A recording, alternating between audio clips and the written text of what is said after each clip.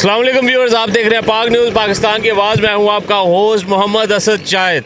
नाज़रीन, हम गुज़िश्ता रोज़ Punjab food authority के बाहर आए थे।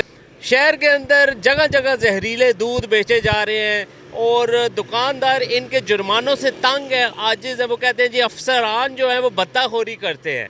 GTS चौक, इस फुटेज के अंदर आप देखेंगे GTS चौक में कुछ सुजुकी लगातार 2-2.5 महीने से जहर मिला दूध, सस्ता दूध करके बेच रही है। वो खालिस है या नहीं है, वहाँ पे सब ने तकरीबन क्लेम किया कि जी पंजाब फूड अथॉरिटी वाले पैसे खाते हैं।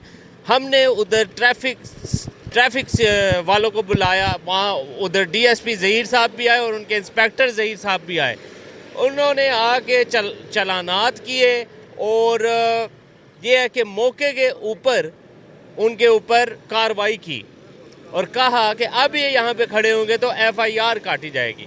खैर, उन्होंने तो अपना काम किया नो पार्किंग करके, जबकि जो अगला लाया अमल है कि ये ऐसा मिलावट शुदा दूध या ना खालिस दूध जो बेच रहे हैं उसको रोकने का काम पंजाब फूड अथॉरिटी का है।